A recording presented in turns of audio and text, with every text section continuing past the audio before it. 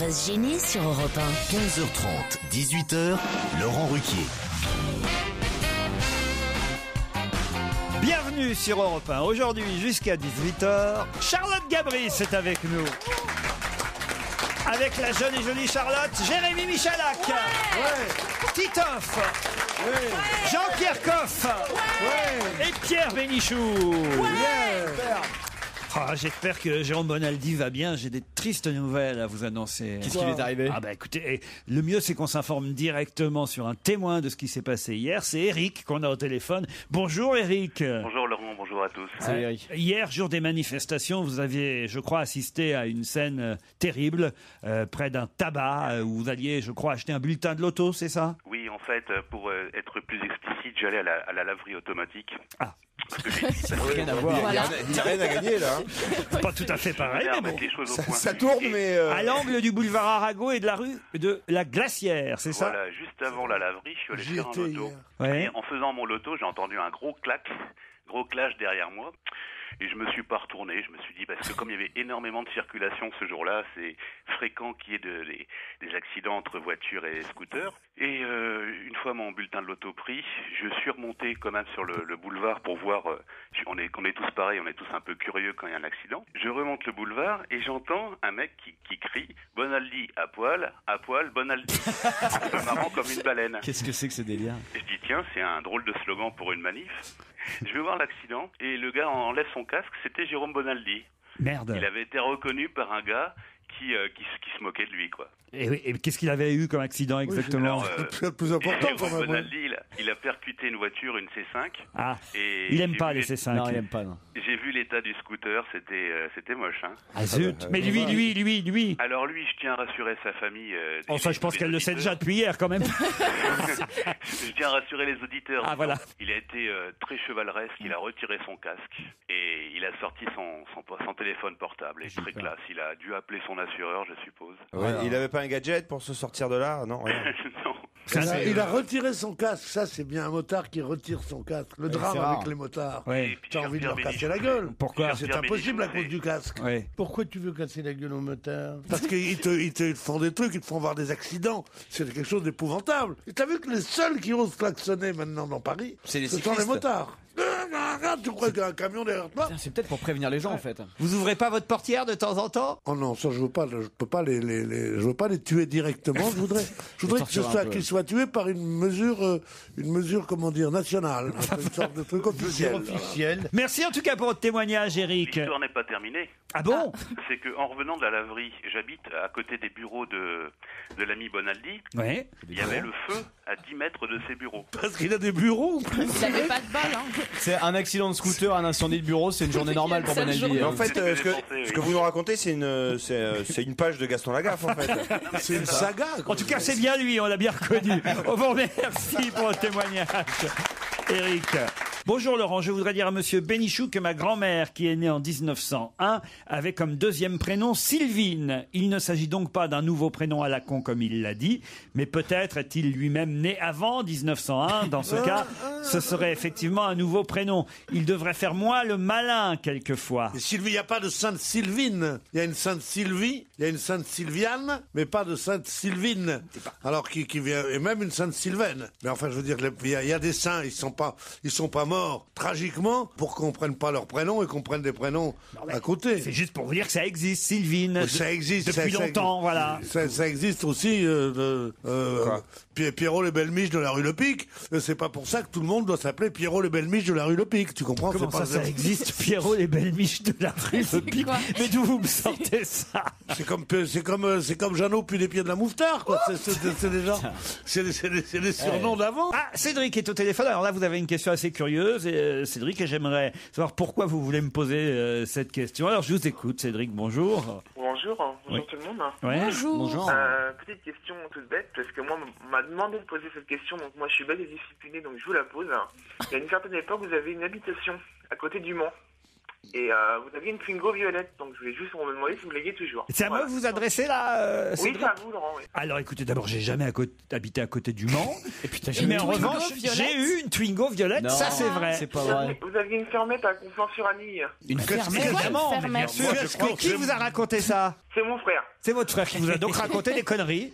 Parce que Voilà. j'ai jamais eu de fermette. Ah, je connais même pas le nom de Pardon. cet endroit. Conflans? Oui, avec Sophie Forte. Avec Sophie Forte en plus. Qu'est-ce qu'on s'est marré là-bas, tu te souviens, Laurent? Je sais pas qui c'est. En Twingo violette.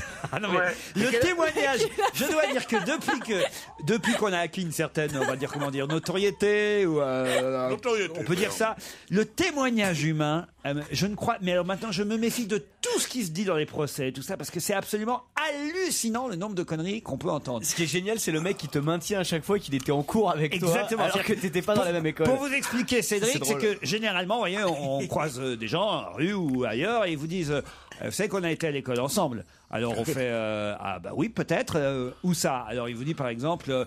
Au collège Victor Hugo. Au collège Victor Hugo. Je dis, ben non, j'ai jamais été au Victor Hugo. Ah, mais si et les gens sont persuadés et on a beau faire et Ouais. beau dire, non, non, si, vous étiez Moi au Victor aussi. Hugo. Les gens savent mieux votre vie que vous. Mais non, putain de connard, je suis jamais allé au Victor Hugo.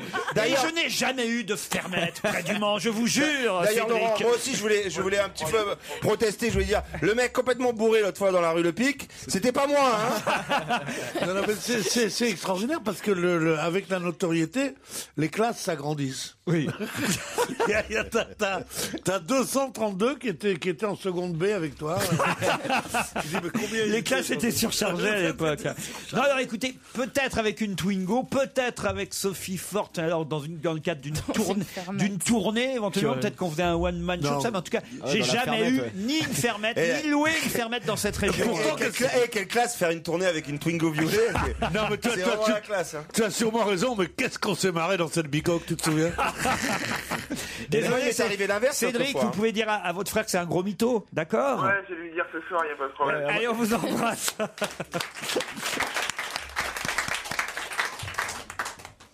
Europe 1, Une info, une enquête, un défi. C'est le challenge Vermus. Bonjour Paul. Bonjour Laurent.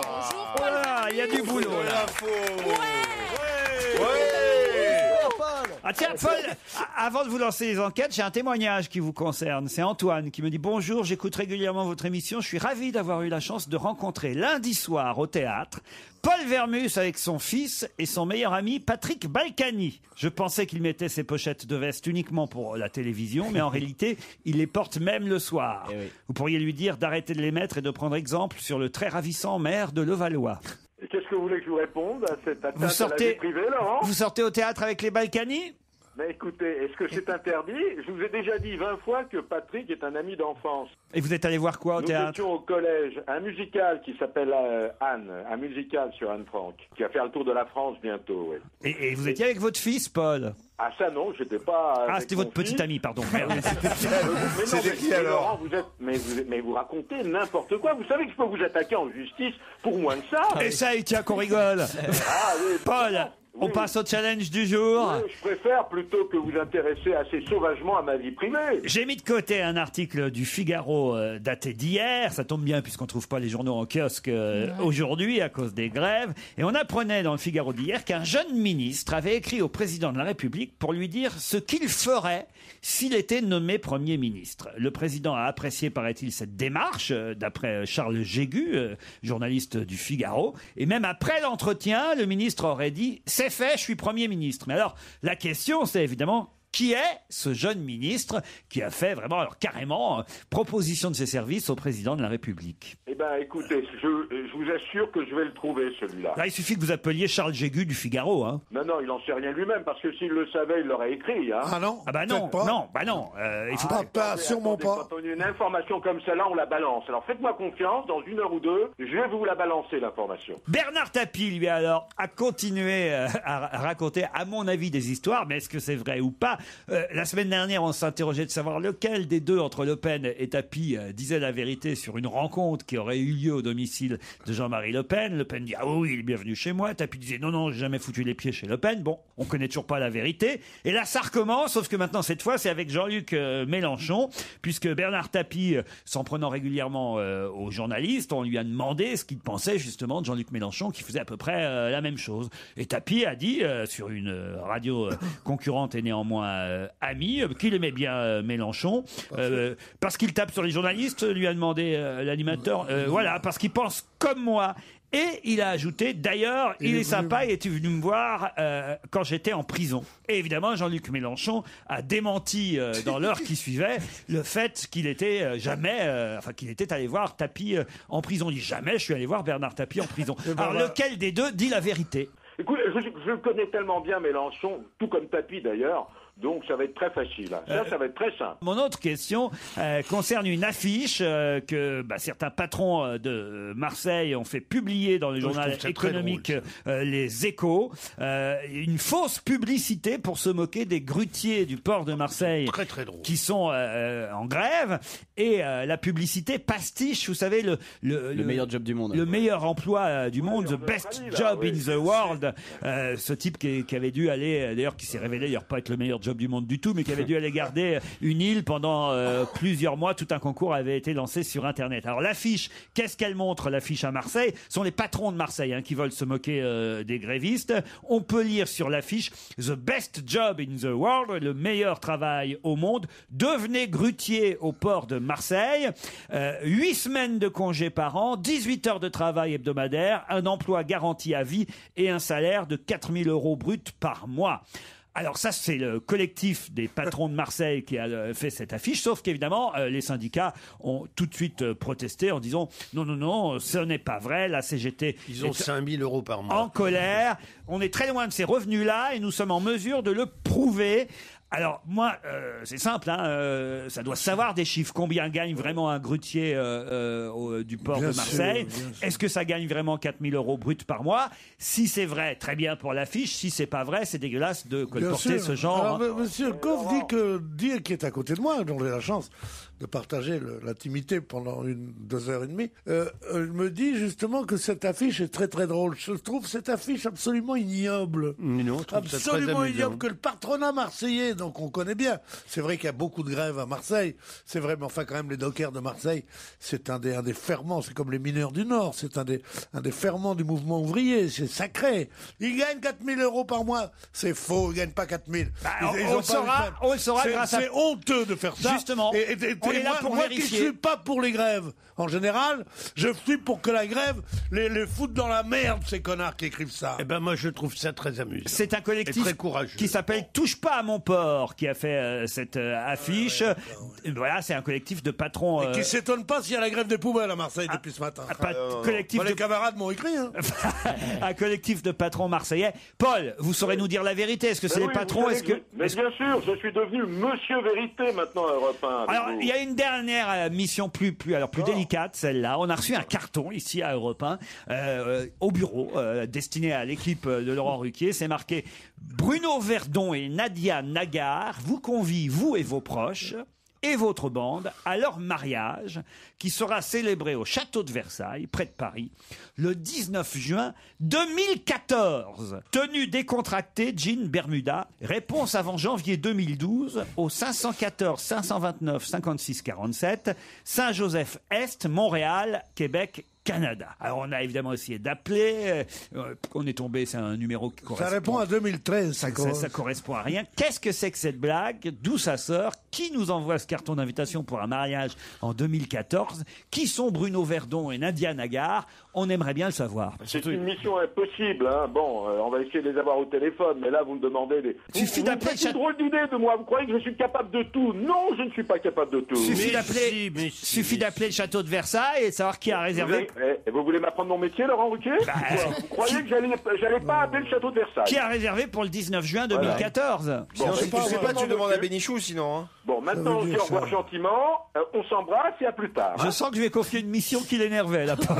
J'ai une blague juste avant les titres de 16h envoyés par un auditeur très sympathique qui tient une pizzeria à Pujaudran dans le Gers, la pizzeria Le Zèbre. La première, il me dit faut prendre l'accent marseillais pour la raconter. Alors, je vais essayer. Ce sont deux canards marseillais qui discutent. Le premier canard fait coin coin coin. L'autre canard lui répond oh putain con, j'allais le dire. Je préférais celle de t'as pas grossi de la bite. Ça, c'est la première histoire. Qu'est-ce que c'est que cette blague? C'est la suite maintenant que tu donnes. La deuxième histoire, elle vous concerne, tiens Jean-Pierre. C'est un chauve qui voit passer un bossu. Le chauve, pour chambrer le bossu, lui dit c'est sympa, qu'est-ce que t'as dans ton sac à dos? Et le bossu lui répond des peignes, connard. Voilà. C'est pas mal celle-là. Mais finalement, coin, elle était pas mal. Non, la pizzeria Le Zèbre. La promotion. Pujaudran dans le Gers. L'endroit où on rigole dans le Gers. Humour et gastronomie. On se retrouve après les titres de 16h.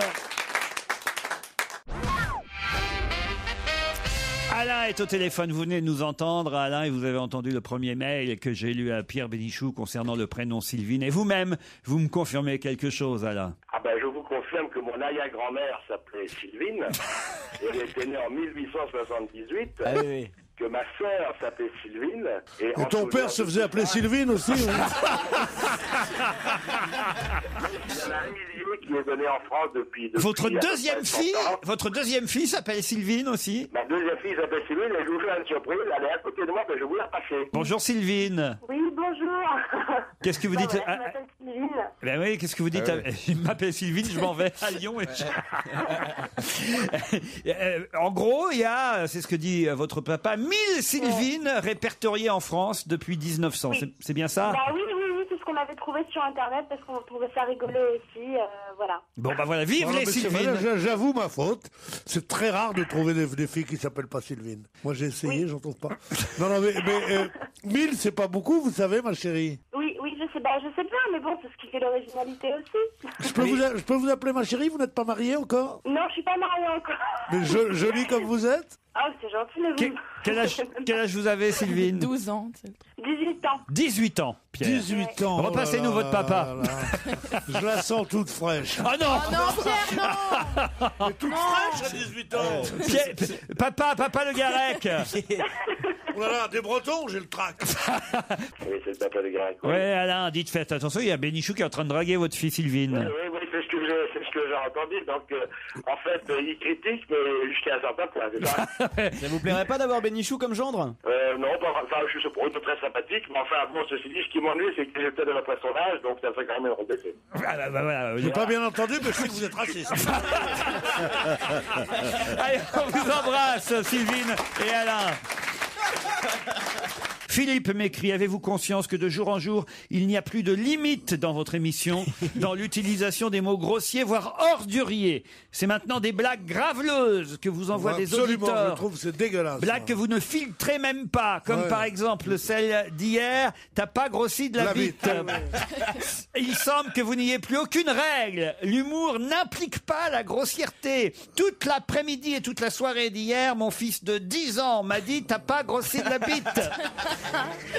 C'est drôle. Je commence à être sérieusement scandalisé. Je dois dire que c'est une des blagues les plus drôles, peut-être la blague la plus drôle qui nous a été donnée par nos auditeurs. Ah oui. Et moi, j'ai passé la journée hier à dire à des gens dans la rue, salut, comment ça va bien? Ça va, oui. T'as pas grossi de la bite? Quoi?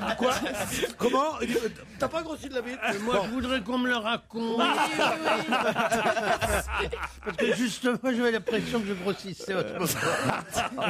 C'est deux Mais non, je suis sûr que vous rentrez toujours dans du 12 ans. Salaud. C'est ça la blague. Voilà, c'était ça. Mais c'est vrai que c'est mieux quand c'est personnalisé sur quelqu'un de l'équipe.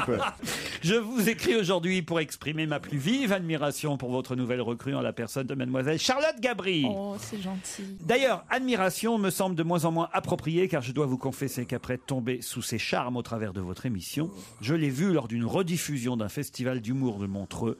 Je me suis alors littéralement épris de sa beauté qui alliait à son humour son autodérision tantôt candide, tantôt pouf de base qu'elle interprète à merveille.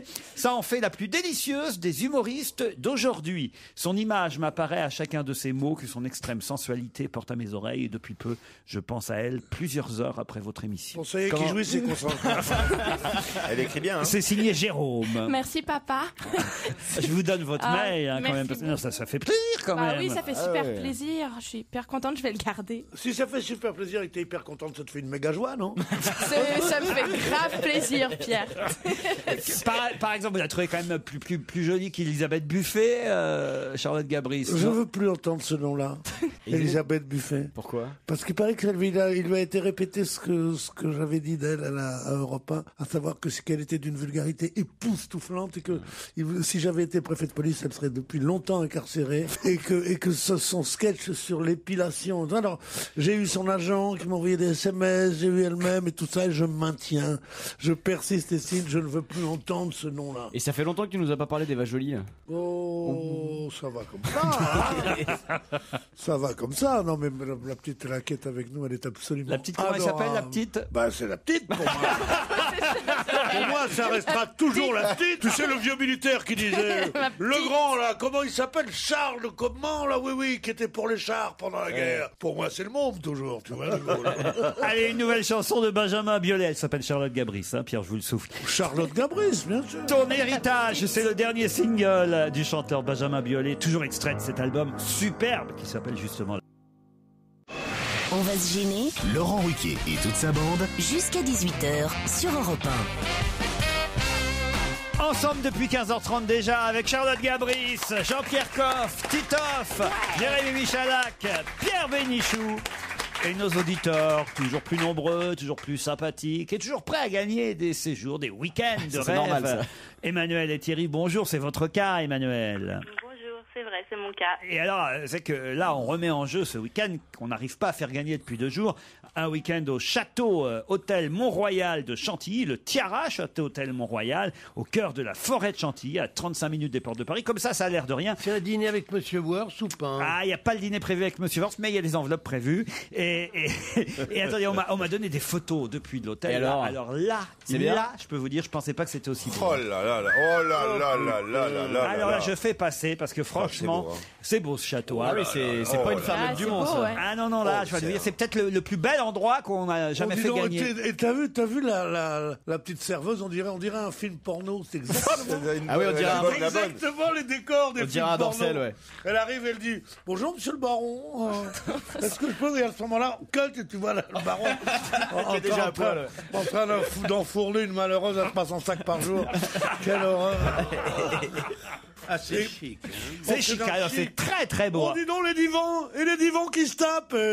Oh la vache. Ah non, très très beau. Le château hôtel Mont-Royal Chantilly vous accueillera et en plus vous prendrez un repas dans l'ancienne salle de bal qui est devenue le restaurant Opéra dirigé par le chef Franck Charpentier. Emmanuel, Thierry, je vous ai fait rêver? Tout à fait. Oui. Alors il faudra répondre à cette question, mais quand même faisons connaissance. Emmanuel fait quoi dans la vie? Pour l'instant, je m'occupe de mes 2 filles. Qui s'appelle Elles s'appellent Nila et Amy. Mila et Amy. Nila avec un N. Nila, oui. Voilà. Et comment est l'autre, comment? Et Amy. Josette et Nicole, c'était pas possible. Ça je comprends, ça fait con, hein. Il vaut mieux que toute la vie on se moque d'elle à l'école, quoi. Lina et Eni. Alors que celle qui appelait Josette et Nicole, personne ne serait moqué, bien sûr. Bien sûr. Jacqueline et Martine. Il a Ouais, mais raison, non. Titoff, c'est vous qui l'êtes dépassé, Pierre. Moi, c'est passé, moi. Un mec qui a grossi comme moi. Ah non, Emmanuel, je vous présente Thierry qui lui est à Mont-le-Bon dans le Doubs, c'est bien ça Thierry? Tout à fait, oui. Bonjour Emmanuel, bonjour Laurent, bonjour à tous. Bonjour. Dis-moi Thierry. t'aurais pas. Thierry, qu'est-ce que vous faites à Mont-le-Bon? Alors moi je suis responsable de production. Très bien, de quel genre de production? Médicale. Médicale. Voilà, tout à fait. Thierry et Emmanuel, voici la question qui va peut-être donc vous emmener un week-end à Chantilly dans un château de rêve, le Tiara Château Hôtel Mont-Royal. Monsieur Mamani aura le droit à un président pour lui tout seul. Et alors je vous parle même, il a eu déjà le droit à un président pour lui tout seul. Mais qui est Monsieur Mamani? Un président de la République? Oui, Monsieur Mamani a eu le droit à un président pour lui tout seul. Mais qui est Monsieur Mamani? Voilà la question. Monsieur Mamani, c'est un marchand de fringues rue Marbeuf. Et il y en a plusieurs. Ça a un lien avec le Chili? Ça a un lien avec le Chili. Il va y avoir le président du Chili. de la mine de Chili. Non, justement, soyez malin, ma question est bien précise. Monsieur Mamani va avoir le droit à... C'est le premier Chilien qui est ressorti du trou. Non, monsieur...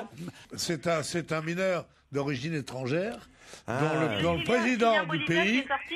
va venir l'accueillir C'est trop tard, Emmanuel. C'est trop tard, fallait être plus perspicace quand même. Hein. Un président pour lui tout seul, c'est bien que les 32 Chiliens, ils n'ont pas un président pour eux tout seuls, puisqu'ils sont 32. Donc c'est le Bolivien. Donc ça pouvait être que le Bolivien, et Pierre Bénichou était déjà en train de nous le dire, Emmanuel. Et c'est perdu, Emmanuel. C'est perdu. Allez, ce que je vais faire, Emmanuel, puisque vous habitez la région parisienne, le Val-de-Marne, je vous offre des places pour aller applaudir Grégorio au Bataclan. Ça vous va? Ah bah c'est gentil, je l'ai déjà vu, mais je le reverrai avec plaisir. C'est un nouveau spectacle qui démarre la semaine prochaine. On vous embrasse, Emmanuel et Thierry.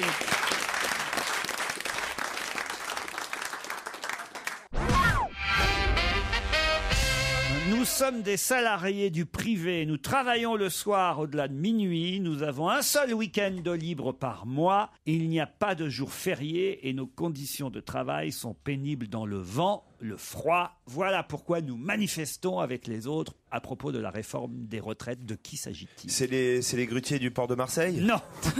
Qui répondent c'est au ceux patron? qui travaillent à la Tour Eiffel. Ceux qui travaillent à la Tour Eiffel. Bonne réponse de Charlotte Gabris. Mais comment vous savez ça? Bah parce que je me suis informée. C'est bien. Oui. Elle travaille bien. Hein. Elle travaille. Je crois qu'elle a même des petites notes et tout Oui, comme j'ai ça. des petites notes. Et Mais alors, tout. peut-être vous pouvez nous préciser quelque chose. Oh non, moi je lis les gros titres et c'est tout. Hein. Grève inédite à la Tour Eiffel. Inédite, pourquoi? C'était le titre dans le Parisien Île-de-France ce matin, parce que c'est la première fois que les salariés de la Tour Eiffel participaient à une grève nationale. Il y a déjà eu des grèves à la Tour Eiffel. La Tour Eiffel a déjà été fermée, mais pour des raisons qui étaient inhérentes au fonctionnement même de la Tour Eiffel. C'était interne, quoi. Voilà, c'était des grèves internes. Et là, pour la première fois, les salariés de la Tour Eiffel participaient à une grève nationale, celle de la réforme des retraites Oui, mais hier. ce sont des grévistes spéciaux. Ce sont les gens qui travaillent à l'extérieur. C'est-à-dire qu'ils font les peintures, qui remettent les boulons. Non. Ceux qui font les entrées et tout ça. Ils travaillent jusqu'à minuit parce qu'ils surveillent si ça se passe bien. On ne visite pas la Tour Eiffel à minuit. Ah, mais ils travaillent à c'est l'intérieur. jusqu'à minuit. Ah non, mais on va au restaurant. Non, mais il y a des gens qui font le ménage la nuit dans la Tour Eiffel. voilà. Mais attends, au dernier étage, qu'est-ce qu'il veut qu'il y ait à faire comme ménage? Au premier et au deuxième étage. C'est tellement venteux qu'il Non, il y a monsieur Eiffel, des fois, qui demande montez-moi un café ou un truc comme ça. Le téléphone au tabac. Mais il habite en face. Et donc, elle va s'éclairer, elle va s'illuminer ou pas à toutes les heures aujourd'hui alors? La Tour Eiffel était en grève hier. Pas le matin, quand même. Ils ont arrêté le boulot à 13h pour aller aux manifs, en fait, les salariés de la Tour Eiffel. Ils n'ont pas gardé des gens dans la Tour Eiffel? Non. Dans l'ascenseur, il y a une dizaine de personnes qui attendent. Non. Ils ont arrêté vers midi de bosser et à 13h30, les derniers touristes de la Tour Eiffel sont sortis. Et voilà, et comme ça, les salariés ont pu rejoindre le gros des manifestations. Comme quoi, il n'y a pas que les jeunes qui ont grossi les troupes des manifestations. Jusqu'où ils iront, ces salopards en casquette, quand on pense un pays tranquille comme ça, on veut leur mettre la retraite seulement à 67 ans et qu'ils viennent faire chier. Bravo, vive la grève.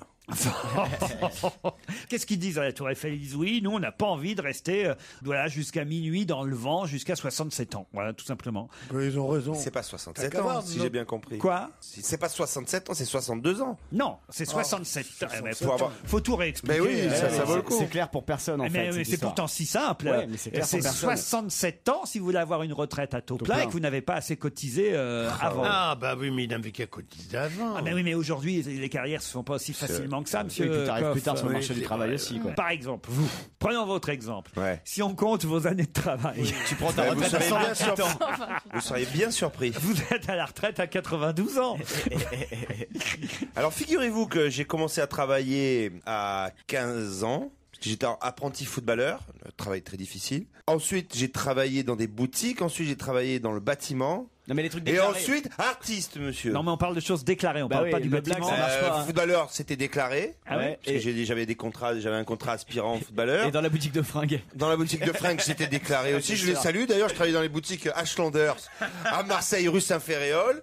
À rue Saint-Féréol. Et bien sûr. Et après, j'ai travaillé. en boîte de nuit. Là, pas du tout déclaré.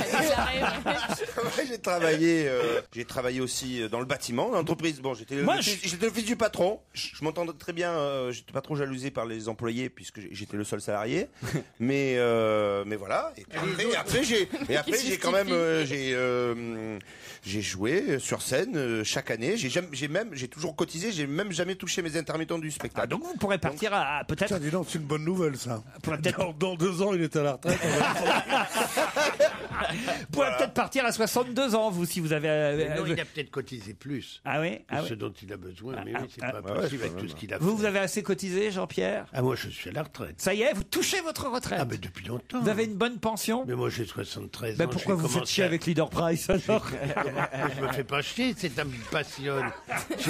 J'ai 73 ans et je travaille depuis l'âge de 14. Alors c'est bien normal que j'ai dépassé l'âge limite depuis longtemps et j'ai pris ma retraite seulement l'année dernière. Ah oui, oui. Je peux dire exactement comme lui. Moi, j'ai commencé Groom au Carlton. Moi, j'avais 13 ans. Mais oui, mais on était... Groom, vous, Pierre? C'est tout petit, je fais Groom. C'est pas vrai. On était d'une époque. J'ai passé mon agrégation philosophie l'année d'après à 14 ans. Prochaine fois qu'on va à l'hôtel ensemble, je vous fais porter mes valises. Et moi, la prochaine fois qu'on est en voiture, je te fais Groom, Groom, Groom. Elle est bonne, ça. C'est pas mal. C'est bon, ça. Ça, j'avais pas vu le côté Spirou chez vous. J'ai toujours rêvé d'être groom. Parce que les grooms dans les films porno, ils montent les valises. Ah non, Non, ça va. Le spécialiste. Comment ils montent les valises et il y a j'ai juste une question à vous poser. Vous ne seriez pas en manque en ce moment? Que se passe-t-il dans votre vie, Pierre? Bah rien, justement. C'est ça. Ou alors. Mais non, j'avais décidé d'être gentil avec toi. Ah oui, c'est vrai, pardon, j'avais oublié. Parce que moi, ma vie, c'est un manège, mais je vais dire, t'en feras pas partie. Ou alors peut-être qu'il a pris une petite pilule et que son rendez-vous a été annulé. Dis-moi, t'as pas un peu grossi, toi? On en revient à l'histoire du début. Dis-moi, toi, ils sont toujours là, nos auditeurs? Non, c'était en autre partie. On va partir d'avant. C'était il y a 1 heure. C'est l'heure de la pause, là. Qui c'est qui va gagner Quoi, c'est l'hôtel? Sûrement pas. Il y a pas oui, de attends, pause. moi j'ai mes heures, là, j'ai le droit à une pause. Alors, on fait grève. Il n'y a pas de pause prévue, d'autant que Yael Naïm revient avec She Was a Boy, une chanson, Go to the River, mais un album surtout qui sortira le 15 novembre. Voici un premier extrait de cet album, Go to the River, Yael Naïm.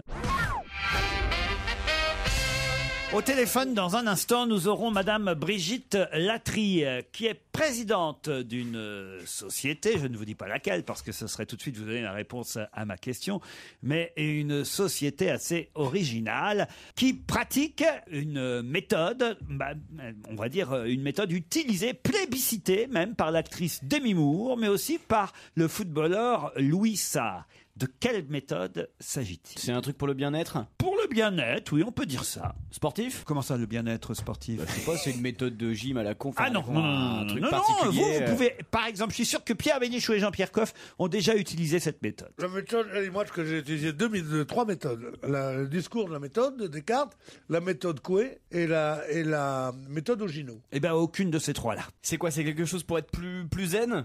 C'est une méthode pour être en bonne santé, pour guérir, pour se soigner.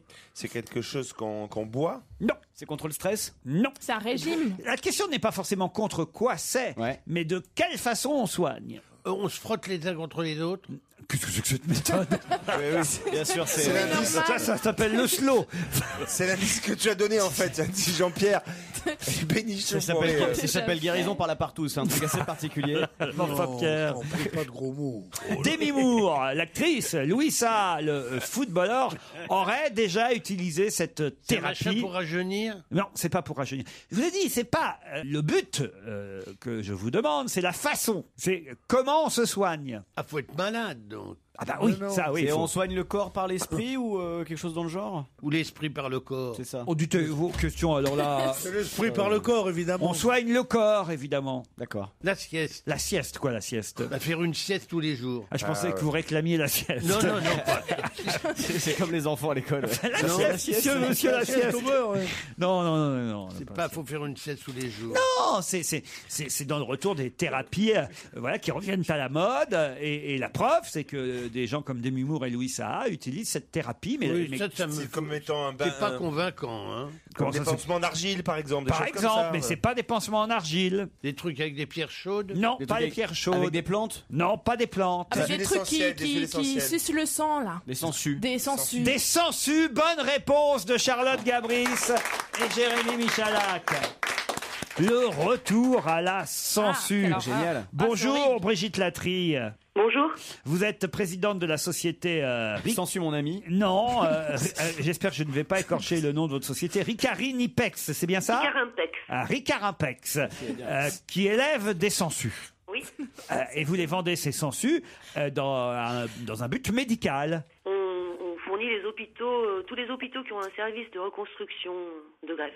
Un service de reconstruction, comment? De greffe. Après greffe. Quand est-ce qu'on doit mettre des sangsues? Enfin, c'est quand on est malade? Ça fait quoi? Alors actuellement, il y a une nouvelle, on va dire, mode qui consiste à utiliser des sangsues pour le bien-être. Donc ils appellent ça thérapie par les sangsues et donc la sangsue traite des diverses pathologies dont arthrose, varices et circulation, tout ce qui... Et ça peut se met faciliter la où? Ça se met circulation. Ça se met sur la varice et puis ça vide la veine.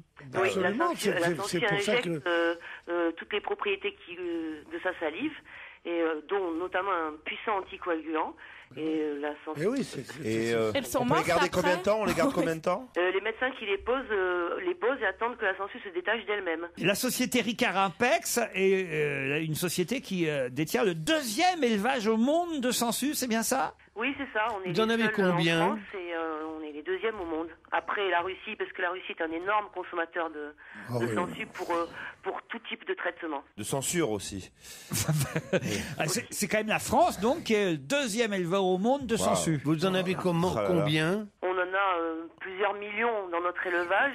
Et ça se reproduit comment? C'est hermaphrodite. Ah ouais. Ah, d'accord. C'est hermaphrodite, dites donc. Ah ouais, c'est hermaphrodite. C'est comme Thomas dans Secret Story, quoi.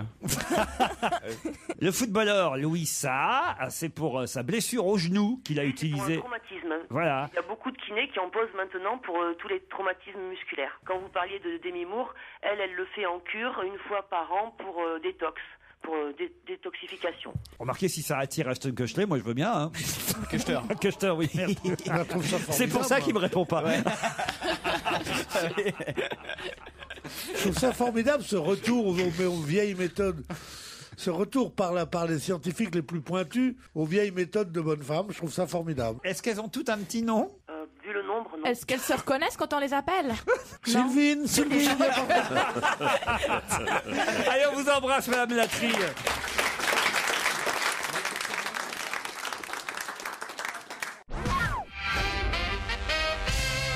Qui a déclaré: c'est une chance exceptionnelle que de pouvoir réussir sa vie personnelle et de rencontrer la femme de sa vie. Cette chance, elle peut passer. Moi, je l'ai saisie. Je dirais François Hollande. François Hollande, bonne réponse de Jérémy Michalak. François Hollande qui assume sa nouvelle vie et nous présente sa nouvelle compagne dans Gala cette semaine. Nouvelle, c'est pas une nouvelle compagne, si. Ah, et pas tout à fait nouvelle, mais tout le grand public ne la connaissait pas forcément. C'est C'est une journaliste de Elle est Paris très, Match très sympathique. et de Direct 8, Valérie Trierweiler. C'est ça, vous la connaissez, Jean-Pierre? Bah, je l'ai vu avec lui. Elle est très sympathique comme femme. Mais lui aussi, elle est d'ailleurs Elle est belle. Jolie femme. et plutôt marrant. Ah, très jolie. Mais alors, sauf que c'est pas très agréable. D'ailleurs, c'était l'objet de la critique et de la chronique de Guy Carlier ce matin sur Europe 1.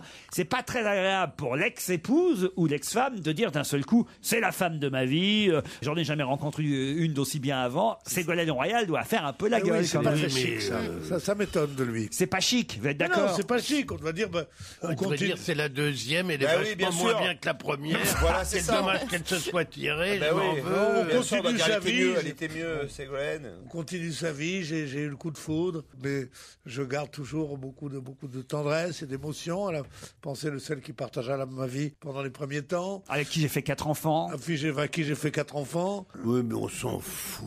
Non, on s'en fout pas. Il est heureux, donc il présente une femme, il dit c'est la femme de ma vie, moi je trouve ça normal. Ah oui? Oui, mais c'est pas un acteur de cinéma quand même. Il sait ce qu'il dit, il connaît le sens des mots. C'est pas comme oh, depuis que j'ai connu rien. C'est un type qui doit savoir ce que parler veut dire. Puis c'est une habitude en Hollande de mettre les femmes en vitrine, non? Si, faut dire les choses quand même. Tournons-nous vers la femme de cette équipe aujourd'hui. Non, ça ne me choque pas du tout. Ah, pardon. Moi, les femmes en vitrine, je trouve ça normal. Mais non, Charlotte, si par exemple votre ex faisait une déclaration dans la presse en disant j'ai enfin trouvé la femme de ma vie, Mais je sais qu'il parlerait de moi. Non, mais non, ce serait votre ex. Alors ça, Non. ça vous fâcherait? Est-ce qu'elle a un ex Oui, au bah moins? oui. Est-ce qu'elle a déjà connu un garçon, cette jeune femme? Non, il faut faire très attention aux amours passés. Les amours futurs viennent toujours, les amours passés sont les seuls qui durent. Et là, tu te mets à chanter. Boum, boum, boum, boum, boum, boum, boum, On pourrait s'intéresser à notre petite Charlotte. Tous aux zèbres. Tous aux zèbres.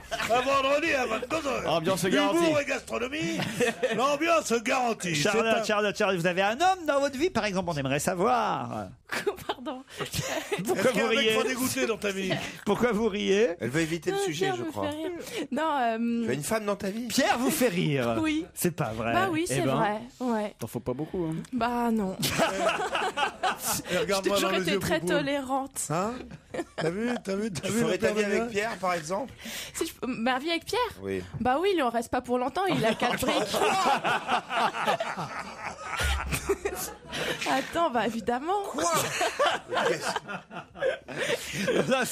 Alors ça, T'as bien fait d'être de l'autre côté de la table aujourd'hui. putain, oui. Et moi, je pourrais pas te défendre. Tu te démerdes. Non mais Pierre, vous la faites rire, c'est déjà beaucoup de gagner. Ouais, vous savez. d'accord, ouais. Eh ben, Oui. Il est effondré. C'est vrai qu'il y en a une femme qui me connaîtrait aujourd'hui, il n'y en aurait pas pour longtemps. Quelle horreur. Non mais Pierre, vous savez très bien que je vous adore. Elle est charmante, elle essaye de rambiner, mais ça marche Oui, pas. c'est ça. Rambiner, ça veut dire quoi ça, rambiner? Rambiner. Recoller, rambiner. Rambiner. Quand on dit, par exemple, je te dis, Monsieur Ruquier est un salaud, et qu'après je dis, mais non, c'est l'amitié qui fait qu'on puisse se dire des choses comme ça. Tu te rends compte de notre intimité? Là, je rambine. Ah ouais. C'est-à-dire que j'essaye de recaler raccroches mes aux bidons, branches. quoi, tu vois? Charlotte qui est suisse d'origine ou allemande, je sais plus d'ailleurs. Ouais, moi non plus, je sais plus trop. Voilà, mais elle parle plusieurs langues, elle pourrait vous apprendre, vous donner quelques Bah oui. leçons, Pierre. Ah oui, mais Bah oui. vous parlez l'allemand? Des cours d'allemand par exemple, Pierre. Ça va être sympa. J'adore ça. C'est vrai? Est-ce que je veux pas tourner Mazo vers 84 piges? moi Alors, J'irai voir les fouetteuses et je On dirais- verra sur Internet, tu sais. On va le retrouver avec des déguisements ridicules. Je dirais aux fouetteuses, je dirais pas trop fort, vous allez me casser. Déguisé en groom. Mais alors, votre vie, c'est quoi, Charlotte? Vous avez un garçon, un compagnon, une Bah compagne? non. D'ailleurs, ici, on est très ouvert d'esprit, vous savez. On est tous passés par là, je te rassure. D'accord, je peux enfin en parler. Je sais pas pourquoi je la vois bien avec une nana. Mais pourquoi tu dis ça? Ah oui, je te vois bien avec une Non, gonzesse. c'est rien, c'est un fantasme. Je la vois bien avec une gonzesse ce soir chez moi, chambre 32 à l'hôtel Place de la Pucelle. Je disais ça comme ça. Parce que c'est un fantasme des hommes comme ça qui est deux femmes avec eux. Oh, je sais pas. Ouais, c'est bizarre ça. Pourquoi les hommes veulent toujours ça? Il y a peu de Nous, on femmes qui veut disent. pas avoir deux mecs ensemble, quoi. Oui, il y a drôle, peu de ça. femmes qui disent viens avec ton si. copain, tu l'enfileras Ah, devant non. moi. C'est rare. Non. On dit que les hommes disent toujours pourquoi tu viens pas avec ta copine? Bah ouais. On sera bien tous les Mais trois. Jean-Pierre, t'as quand même dit un truc. Vous pensez que les femmes ont envie de voir deux hommes ensemble? Je pense que ça peut arriver, Non. oui. Oui. Ouais, mais bien c'est sûr. beaucoup plus rare, quoi. Non, elles ont Mais pas pourquoi besoin de voir. On a pas Deux spécial. hommes s'aimer. C'est rare mais- qu'une fille dise en boîte et les mecs embrassez-vous entre vous. On Non, dirait, mais ça n'a rien à voir. on dirait une réunion des déviants sexuels anonymes. Alors toi, tu viens pourquoi? Avec Non, le mari. Une réunion de. Les femmes ont pour fantasme, souvent, non pas de voir deux hommes faire l'amour de façon, comment on dit, uranique. Beaucoup rêvent d'avoir deux hommes qui leur seraient dédiés et qui C'est de ça dont je veux parler, et qui c'est tous pas- les deux et qui tous les deux s'occuperaient de maman. Charlotte, on te laisse avec Pierre et Jean-Pierre, tu te démerdes. C'est Jules et Jim, finalement, ce que vous nous racontez. Voilà, Jules et Jim, en quelque sorte. Voilà, c'est un peu ça, Pierre, non? Jules et Jim, oui, mais Jules et Jim, on peut en plus bandant quand même. C'est pas je légime. Pardon? Mais c'est plutôt Jules et Jim. de ce qui te parle en fait, Pierre. Jules et Jim, oui, c'est un Pardon, film, pardon, c'est un film Laurent, mais c'est d'avant pas la Jules et guerre. Jim. Ah, pardon. C'est plutôt le porno qu'il a vu hier soir qui te raconte en fait. Vous connaissez pas Jules Non, et je Jim? connais pas Jules et Jim. Pierre, C'est expliquez-lui, quoi, c'est avec Jules et Jeanne Jim Moreau Ouais. qui hésite D'accord. entre deux garçons. C'est un film de Truffaut.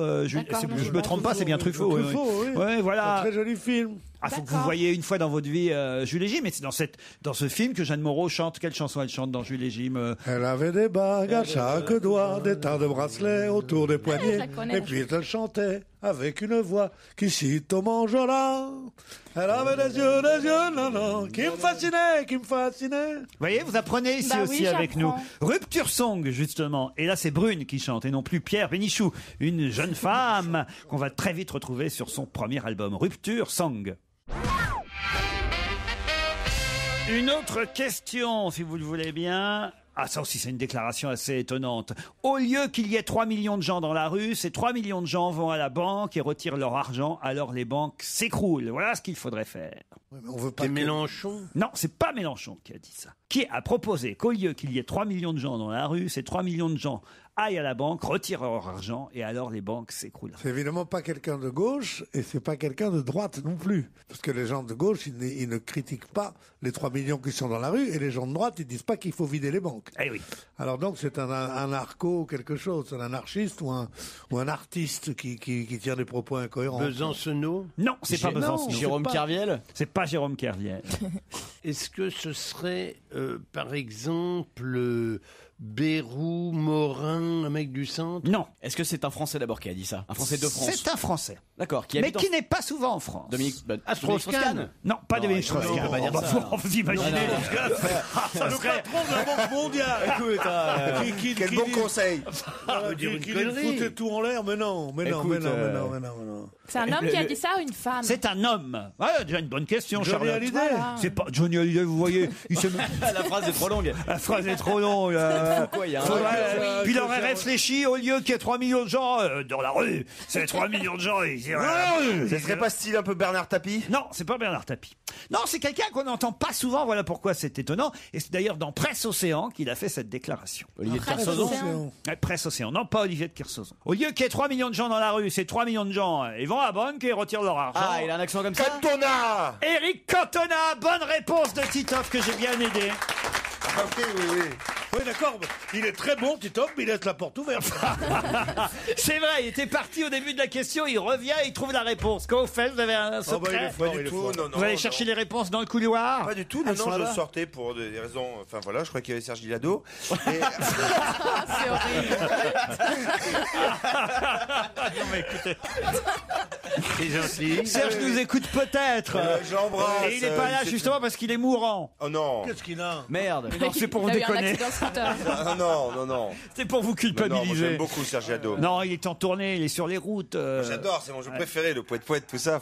Que s'est-il passé le 8 février 1914 qui ne s'est pas reproduit depuis? Pour toi, Charlotte, ça. Et on en est sûr depuis hier. Que s'est-il passé le 8 février 1914 qui ne s'est pas reproduit depuis et on en est sûr depuis hier? C'est dans le genre phénomène naturel? Non. Phénomène politique? Non. Phénomène. Est-ce que j'ai une gueule de phénomène? C'est quelque chose qui était stipulé dans les journaux sous la forme de « pour la première fois depuis 1914 ». Allez, rappelle-toi, Pierre, ça va te revenir. Non, mais j'essaye de me rappeler, oui, c'est pas en... La dernière fois que ça s'est passé, c'était le 8 février 1914. Ça aurait pu encore se produire hier, mais ça s'est pas produit. Il a neigé. Non. Il n'a pas neigé hier. Personne n'attendait qu'il neige hier. Pourquoi hier? Mais hier, on n'était pas le 8 février, surtout. Oui, Non, ça a quelque chose à voir avec les grèves. C'est un truc météorologique. Evangélie sort de ce corps. Ça a quelque chose à voir avec la grève? Non. La météorologie? Non plus, monsieur Attends, on n'a Coff. pas demandé si ça se passait en France ou ailleurs. Alors, Ce qui écoutez, s'est passé le 8 février 1914. le 8 février 1914, ça ne se passait pas en France, mais hier, ça se serait passé en France. Donnez-nous un petit indice, chef. Bah, hier, je peux pas faire mieux qu'hier comme indice. Hier, c'est la grève.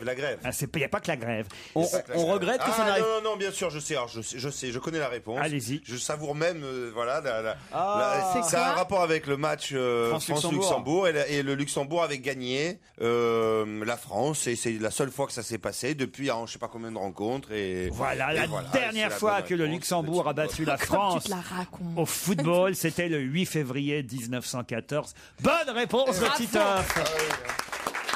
Ça ne s'est jamais produit depuis. Ça aurait pu se produire hier, après tout, puisqu'ils ont battu la Suisse, il n'y a pas si longtemps que ça. Non. Ah oui, ils ont battu la Suisse. Et oui, ils ont battu la Suisse, les Luxembourgeois. Par 3 banques à 2.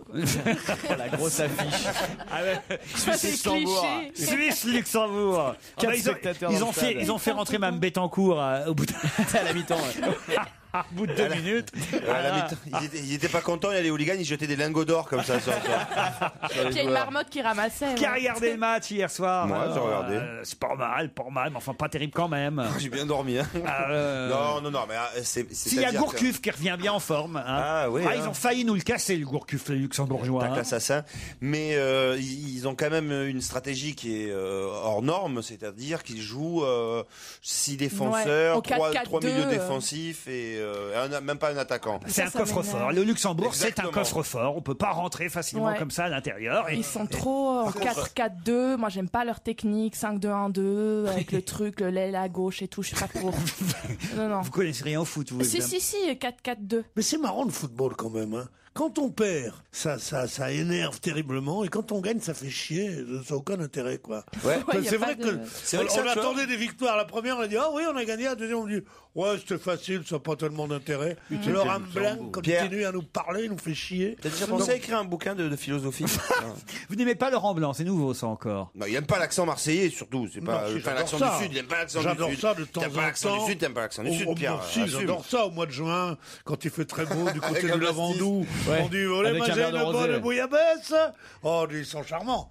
Mais pas en automne à Paris, en fait. Oui. T'aimes pas quand il y a une nana qui arrive avec la jupe courte comme ça, elle te voit, elle fait oh là là, il est encore plus moche qu'à la télé. Hein. Pas du tout. Elle me dit le général, vous auriez pas un peu grossi. Mais Pierre, c'est votre nouvelle imitation alors, Laurent Blanc. Non, c'est pas une avis d'imitation. Et c'est ridicule parce que c'est vrai que ça fait raciste anti-Sud. Moi qui suis de l'extrême de l'Oversud, et je suis donc encore plus du Sud qu'eux. Ils pourraient se moquer et de mes traits, de mon parler, de tout ça, mais moi, ils me font chier. Moi, je suis pas sélectionneur, mais quand même, il y en a 2 là. Franchement, je pense qu'il faut les virer de l'équipe de France de foot. O'Haraud, l'avancante là, qui retourne au Havre, quoi. C'est pas possible parce que là, franchement, il est là, il est. Alors, soi-disant, à la fin du match, systématiquement, quand ce joueur joue au centre, au poste d'avancante de l'équipe de France, vous avez toujours à la fin du match le commentateur qui dit il a beaucoup pesé sur la défense parce qu'ils étaient toujours 2 ou 3 autour. Bah oui, mais enfin ils sont 2 ou 3 autour, mais il fait rien. Alors il faut l'oublier au Havre. Mais vous êtes pas du Havre, vous? Quoi? Vous voulez qu'il retourne au Havre parce qu'il était meilleur au Havre que... Exactement, il était meilleur au Havre. Même au PSG, regardez, il se fait griller par Néné. Alors ça s'appelle en termes de football un fixeur. Ouais. C'est un type. Ah bah ça pour fixer, il fixe. Hein. Mais il marque pas. Oui, mais s'il enlève 3 adversaires qui s'occupent uniquement de lui et qui ne joue pas le reste du match, c'est un rôle énorme. Ah oui, c'est un rôle énorme. D'ailleurs, t'as qu'à voir le nombre de buts qu'on marque pendant ce temps-là. Non, mais c'est surtout que, en fait, comme je pense que Laurent Blanc avait anticipé un peu le jeu défensif du Luxembourg, il avait dû le mettre pour le jeu de tête, tout ça, pour les centres, mais c'est vrai qu'il n'a pas été. Par contre, moi, j'avais une petite demande aussi. Ouais, attendez, parce que moi, j'ai ma commande à faire à Laurent Blanc. Tu veux virer qui d'autre? Alors, moi, je veux virer aussi Malouda. On n'en peut plus. Ah ouais. Non, faut le virer. Ah non, on n'en peut plus. Comme Ribéry, tu lui donnes le ballon, il part tout seul, il ne le redonne jamais à quelqu'un d'autre. C'est le statut de leader. Il supporte pas le statut de leader de l'équipe de France parce qu'il a des super résultats avec Chelsea. Il se fait que les derniers matchs, il n'a pas été très bon. Ah non, mais il faut virer ces deux-là. Malouda ou Haro, monsieur Blanc. Vous m'écoutez là? Pourquoi vous n'avez pas postulé pour prendre la place de Laurent Blanc? Ah bah je vais faire. Mais non, mais parce que vous voulez virer un tel. Oui, c'est ça. Je ne savais pas que vous aviez tant de compétences. Mais je me demande si finalement vous n'êtes pas en train de demander la peau d'Ahoro ou d'Ohara ou de comment vous l'appelez? Raymond Aron. Tu connais Raymond Aron? Ta gueule, toi. Pourquoi? Pour leur mettre au A parce que ça vous arrange et ça fait plaisir à votre famille. Non. Vous êtes partisan et je pense que si vous étiez à la tête de l'équipe de France, ça serait un bordel inextricable. Pas du tout. Non, regardez, ici, je suis sélectionneur, finalement. Est-ce que je suis pas un peu sélectionneur ici? Ici, chaque jour ou chaque semaine, je dis tiens, cette semaine... écoute, par contre, Raymond Coppa, depuis des années... Voilà, je sais qui va marquer, je sais... T'as bien fait de mettre Titoff dans les buts. Je sais qu'il faut remplacer, je fais venir des nouvelles recrues, voilà, paf, j'ai engagé la petite... La petite Malouda, là. La petite Charlotte Gabris au dernier mercato, j'ai fait venir de suite. Et d'ailleurs, il y a toute l'équipe qui va aller voir Zaya ce soir. Hein. Et puis Valbuena. Bon, la seule difficulté que j'ai eue, c'est avec Evangeli. Alors là, ça a été compliqué. Je lui ai dit, tu vas jouer avant. Il m'a dit, je peux pas jouer en même temps que les autres. C'est la mi-temps, en tout cas. On se retrouve après les titres de 17h.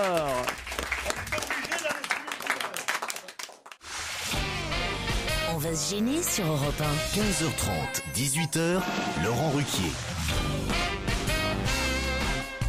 Demain, nous serons à Rouen, puisque nous aurons enregistré l'émission, il faut le dire, au Théâtre des Arts, où nous sommes aujourd'hui mercredi à partir de 17h30, parce que nous avons un don du Buguté, il faut le dire. Ah oui, on est fort aujourd'hui. Ah oui, on est très très fort. Mais nous sommes ensemble jusqu'à 18h, cet après-midi, avec Charlotte Gabris, Jean-Pierre Coff, Titoff, Pierre Bénichou et Jérémy Michalak. Et sans oublier Valérie et Simon. Bonjour Valérie, bonjour Simon. Bonjour. Bonjour. Valérie est à Vendôme, dans le Loir-et-Cher. Simon à Guérigny. Partons pour le Loir-et-Cher, tout d'abord.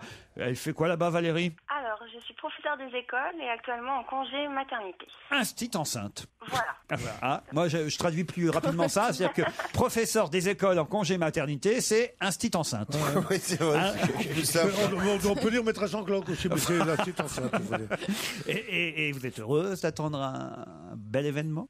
Oui. Bon. C'est le premier. Est-ce que vous êtes, pour savoir si elle n'est pas fimère, vous êtes deux à vous réjouir? Oui. Ah, comment il s'appelle le garçon? Olivier. Ah voilà, prénom. Voilà, enfin. après Et vous prénom. comptez l'appeler comment, la petite? Sylvine.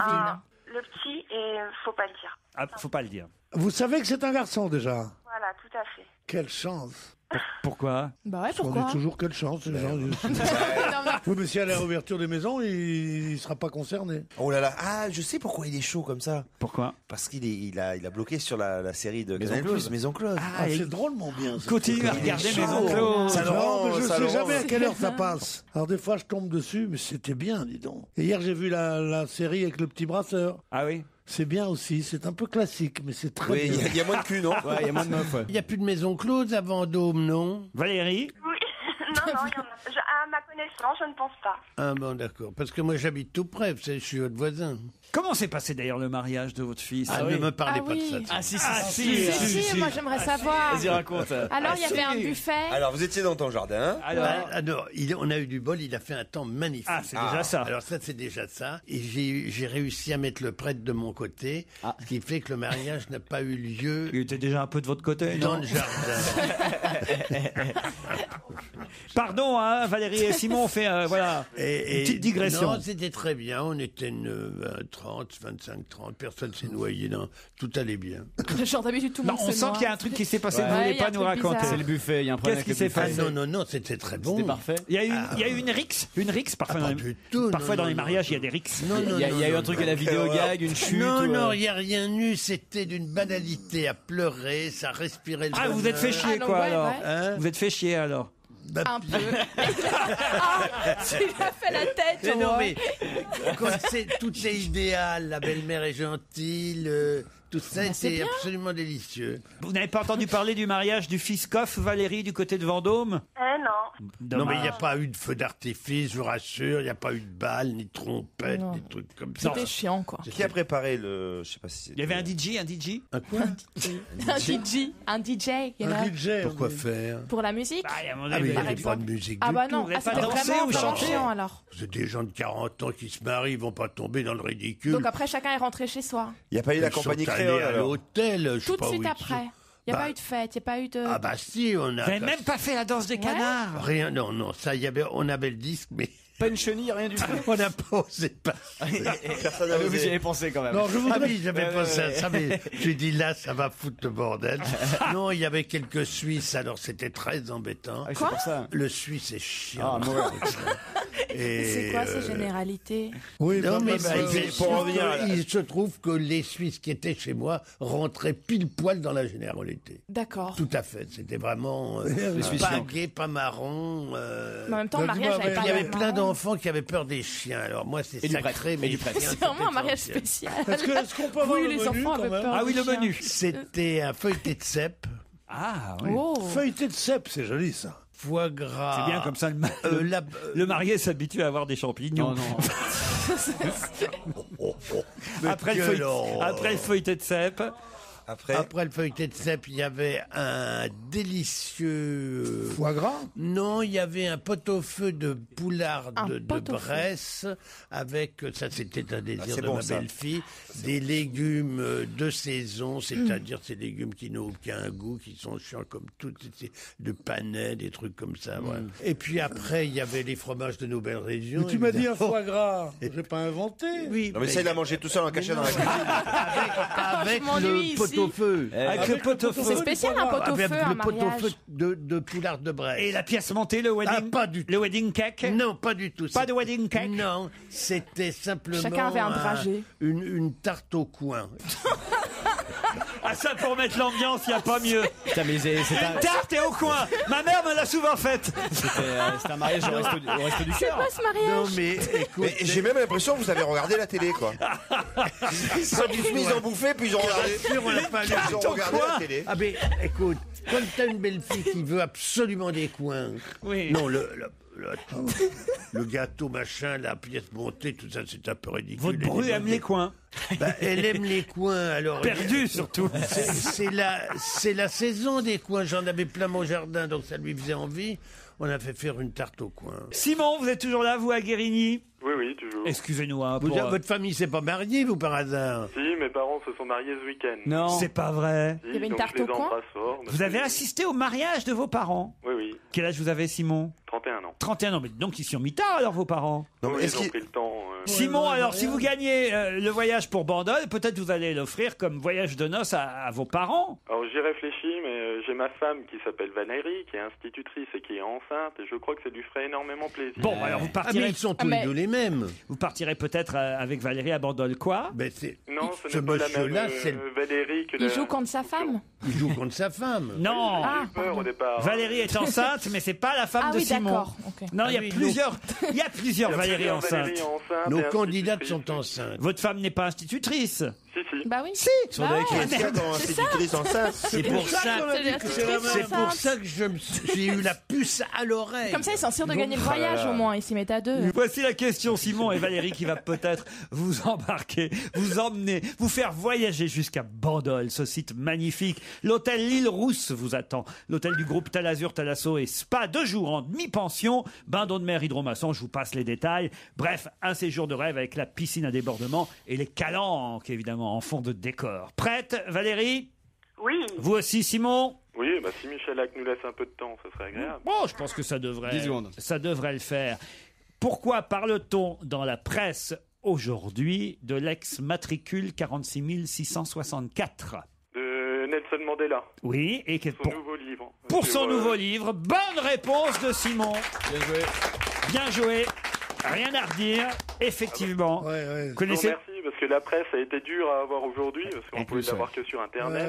Mais c'était déjà en plus dans les journaux hier, même à la une du Figaro dès hier, Nelson Mandela avec ses mémoires qui s'appellent Conversation avec moi-même, mémoire préfacée par Barack Obama. Ce sera en librairie en France demain et on rappelle effectivement Qu'il faut l'envoyer à Franck Ribéry qui ne sait pas qui est Nelson Mandela. oui, ça Après déjà. Paul Vernis. Et on rappelle aussi qu'il portait effectivement le matricule 46 664 sur l'île prison de Robben Island au large de Cape Town. Buvez un coup de bandol à ma santé, cher monsieur. Ah bah avec plaisir. Ah oui, C'est oui, très oui. bon le bandol. Est-ce que c'est vrai que c'est un vin qui ne voyage pas? Bah, ce sera pas le cas de Simon qui lui C'est lui partira qui va y pour aller l'hôtel le goûter. Mais L'Île non, moi, Rousse. j'en ai dans ma cave, c'est très bon. Je vous laisse parler de Bandol et de Viagra tous les deux. Et Simon et Valérie, eux, partent. Enfin, pas Valérie, notre auditrice. Valérie, la femme de Simon. Hein. Quelle coïncidence incroyable. Je veux pas vous faire de fausses joies, Valérie. Hein, excusez-moi. Eh oui. Vous avez- Non, il a été très rapide, hein, bravo. Ah oui, il a été Mais je très. suis sûre que c'est sa femme en fait. Simon, vous partez avec votre épouse ou au dernier moment vous décidez d'offrir ça en voyage de noces à vos parents. En tout cas, l'hôtel L'Île Rousse vous attendra pour un beau week-end de 2 jours en demi-pension. On vous embrasse et on vous applaudit tous les deux de toute façon. Europe 1. Une info, une enquête, un défi. c'est le challenge Vermus. Paul, est-ce que vous avez le nom de ce ministre dont le Figaro racontait hier, jeune ministre, qu'il avait envoyé une belle lettre pour dire au président de la République comment il voyait les choses si d'aventure le président le choisissait pour Matignon. Il avait fait discrètement, mais paraît-il, c'est un procédé qui a été apprécié par le président et il paraîtrait même que ce ministre a confié à un grand élu de la majorité, c'est fait, je suis Premier ministre. Eh bien, je vais vous dire, Laurent, ça n'est pas impossible qu'il soit Premier ministre, et pour une surprise, ça serait une surprise. Alors très rapidement, j'ai travaillé par déduction qui sont les jeunes du gouvernement. Oui. Amayat, 34 ans, pas question. Benoît Apparu, logement, 41 ans. Nathalie Kosciusko-Morizet, 37 ans. Et Chantal Joanneau, 41 ans. François Barouin, c'est presque un vieux, 45 ans. Qu'est-ce qui reste? Il reste Laurent Wauquiez. Eh bien, c'est lui. Il a 35 ans. D'après mes informations, ça se recoupe bien, il a été reçu par le président en tête-à-tête la semaine dernière. Et je peux vous dire une chose, c'est qu'il a déjà en charge, avec Nathalie Kosciusko-Morizet, le projet 2012 du président Sarkozy. Est-ce que Charles Jégu, le journaliste du Figaro, vous a confirmé? Non, il ne me l'a pas confirmé, je ne l'ai pas appelé. Moi, j'ai mes réseaux, j'utilise pas les informations des autres. C'est un journaliste honorable et talentueux. Appelez-le, vous verrez que j'ai raison. Mais comment vous pouvez être sûr que ce soit le nom évoqué par Charles Jégu, alors? J'ai rencontré le président il y a quelques jours. Et pourquoi Laurent Wauquiez a 35 ans? Et pourquoi Laurent Wauquiez, s'il vous plaît... Brut, et c'est honteux parce que quand on dit il est patron d'un café ou il est machin, il gagne tant, c'est une chose. Mais grutier à Marseille, c'est ce que c'est être grutier sur le port de Marseille. C'est un des métiers les plus difficiles, les plus astreignants, les plus terribles, les plus dangereux aussi. Alors il y en a marre avec ces trucs sur ils sont des privilégiés, les types qui travaillent, c'est de la démagogie. Et là je suis sérieux, insupportable. Voilà. Bon, Paul, moi, je vous ai donné ma vérité. Vous avez bien travaillé, il ne vous reste plus qu'à nous dire quel est ce mariage prévu en juin 2014, le 19 juin 2014, pour lequel on a déjà reçu un carton d'invitation. Bruno Verdon et Nadia Nagar. Bon, j'ai appelé le bureau d'Ayagon, le patron de Versailles. À ce jour, rien n'est loué à la date du 19 juin 2014, jour, je vous signale, de la fête Dieu et de la Saint-Romuald. Bon, j'ai appelé à mes frais à 9 reprises un numéro à Montréal que vous m'aviez donné. À mes frais, c'est drôle. À mes frais. Oui, parce qu'on ne peut l'avoir que sur le portable. Bien sûr. On tombe sur un répondeur, la personne qui vous répond a un accent québécois. Oui, c'est normal. Bon. J'ai pris contact avec mes amis du Québec, notamment des radios. Ouais. Voilà. Ils ne savent pas qui est Bruno Verdon, qui vous a invité au mariage, ni Nadia Naga. Inconnu au bataillon. Alors, à Montréal, il y a quand même un certain Verdon, animateur de radio, mais il est mort récemment. J'ai trouvé un autre Bruno Verdon qui habite Montréal-Est, qui est avocat, qui est spécialiste des litiges, des faillites et des insolvabilités. Tous les Verdons de l'année. Et j'ai trouvé une Nadia Naga qui habite Montréal, prof de maths pour les étudiants défaillants, les étudiants en difficulté. On est loin pour l'instant de ce que vous me demandez. L'enquête n'est pas terminée parce que je ne désespère pas d'avoir cette personne au téléphone. Mais elle a une poitrine formidable quand même. Les gorges du Verdon, oui. Merci Pierre, on se retrouve. On n'a pas le droit de piquer les bonbons les autres. Voleur. Je vous ai vu arriver, mais alors de loin, mon Pierrot, de loin. Merci pas rien, mon Lolo, c'est bien. Vous avez pas mal travaillé quand même aujourd'hui. Vous méritez non pas une augmentation, faut pas déconner quand même, mais de revenir en tout cas. Bon, à très vite en tous les cas. Merci et bravo Paul. Dans un instant, après un peu de musique, l'invité d'honneur. Europe 1, on va se gêner. Attention, voici le moment de découvrir qui se cache dans la loge d'honneur. Qui est dans la loge d'honneur aujourd'hui jusqu'à 18h avec nous sur Europe 1? Bonjour. Bonjour. La voix est déformée. Mes camarades vous posent des questions. Vous y répondez le plus succinctement possible. C'est le principe et c'est parti. Bonjour, l'invité d'honneur. Est-ce que vous êtes un être humain? Oui. Une femme? Non. Un homme. Ah, ça c'est un homme, c'est sûr. Ouais, je pense aussi. On a dit un être humain. Est-ce que vous avez manifesté hier? Bien sûr. Ah, ça c'est une indication. Et aujourd'hui? Non, aujourd'hui je suis chez vous. Oui, mais bon. Mais vous êtes engagé politiquement, je veux dire, vous êtes un homme politique, c'est votre job? Non, c'est pas mon job, mais je suis engagé, oui. Est-ce que vous avez participé aussi aux manifestations de mai 68? Bien sûr. D'accord. Bonne question de Titoff. Merci, c'est terminé pour moi. Je me retire. Vous avez déjà le nom de l'invité? J'ai posé ma question, oui, ça y est, je sais qui Vous c'est. savez qui c'est? Oui. Vous allez me le marquer sur un papier, vous allez me le donner, puis je vais vérifier. Non, c'est du bluff. Il a J'ai deux voulu bluffer, questions, je reprends mes cartes. Réfléchissez à d'autres questions pendant que je vous propose tout de suite un premier indice.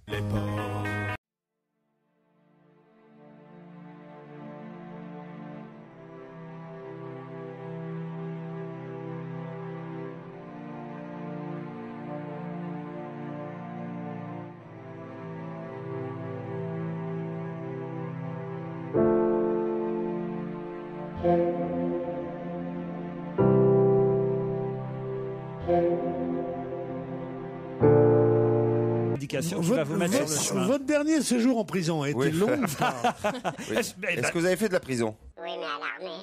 Oui, mais à l'armée. Jean-Pierre. Est-ce que vous êtes chanteur? Non. Mais vous avez chanté. Oui. Et vous avez fait votre service militaire ou vous avez fait une carrière dans l'armée? Service. Service militaire seulement. Est-ce que vous avez tué des gens au service militaire? Non. Ah bon, alors c'est pas un tel. Est-ce que vous étiez... vous avez fait votre service militaire pendant mai 68? Non. D'accord. Après? Non. Vous avez fait votre Avant service militaire en France? Oui. Est-ce que vous écrivez beaucoup? Pas beaucoup. Vous êtes journaliste? Non. Est-ce que Faites vous de êtes la acteur? politique? Oui. Vous êtes acteur? Vous êtes député? Non. Oh, mais vous allez le devenir? Non. Si vous voulez rien faire, vous avez qu'à retourner vivre chez vos parents. Est-ce que vous fumez le cigare? Non. Notre invité n'est pas un homme politique, en tout cas, hein, Pierre. Ne partez pas sur une mauvaise piste. Il vient de répondre oui. Non, il s'intéresse à la politique, mais ça n'est pas un homme politique. Ah bon, d'accord. Non, on vous retrouve plutôt dans un domaine artistique. Ouais. Bien. Mais pas chanteur, donc peut-être comédien. Non. Non, on a déjà posé la question. Est-ce que c'est plutôt de l'art, on va dire, art plastique? Oui. Vous êtes peintre? Non. Photographe? Non. Voici un autre indice. C'était une pauvre orpheline qui par suite d'un grand chagrin, c'est un café grand pétile, devant du sexe masculin. Elle s'appelait Marceline, mais on l'appelait Marcelin, puisqu'on y allait plus l'orpheline. Elle était maintenant orphelin. Est-ce que cet indice va aider mes camarades? Vous, évidemment, vous avez très facilement identifié cet indice, invité. Non. Bon, on en parlera tout à l'heure, une fois que vous serez identifié par mes camarades. Vous êtes dessinateur? Oui. On laisse réfléchir tout le Vous monde. dessinez dans un journal du matin ou du soir? La réponse, ce sera après la pub.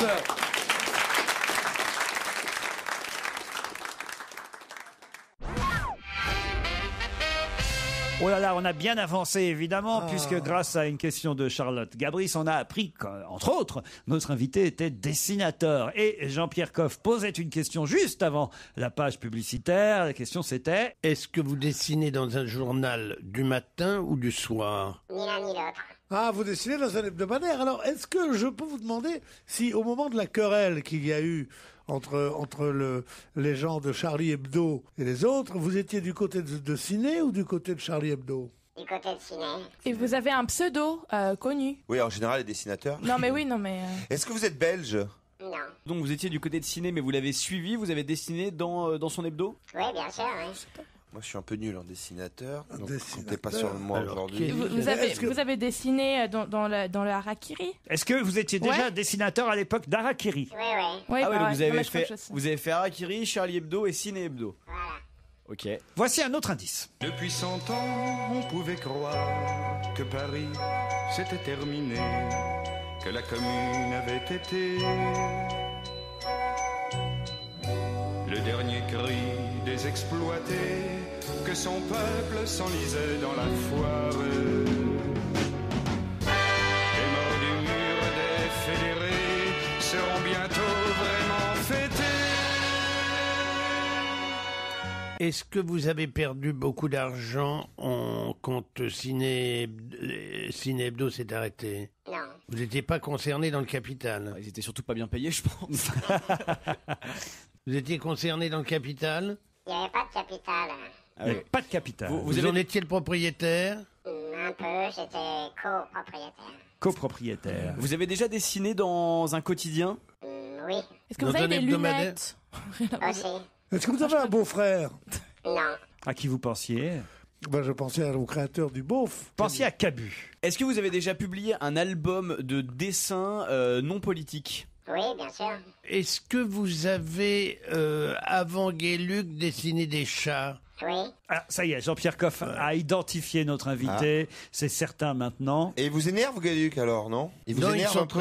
ils sont très amis. Vous êtes très amis avec Philippe Gueluc? Absolument, oui. Absolument. Est-ce que nous avons dîné ensemble avec Gueluc? Exact. Ah oui, bon, c'est pas du jeu, alors. Fallait le trouver. Est-ce dis que donc, votre quand même. maman était marchande de 4 saisons? Non, pas de 4 saisons, non, elle était épicière. Épicière, très bien. C'est pas très loin. Alors je sais qui vous êtes. En voilà deux qui connaissent l'identité de notre invité. Est-ce que vous êtes un fervent opposant à la corrida? Oui, absolument. En voilà trois grâce à Jérémy Michalak. Titoff, vous avez trouvé? Est-ce que j'ai une question? Est-ce que vous m'en voudriez pas si je ne vous ai pas trouvé? Non. Vous n'avez pas trouvé, Titoff? Non. Et vous, Charlotte? Est-ce que vos œuvres, elles sont lues par des jeunes d'aujourd'hui encore ou pas? Oui.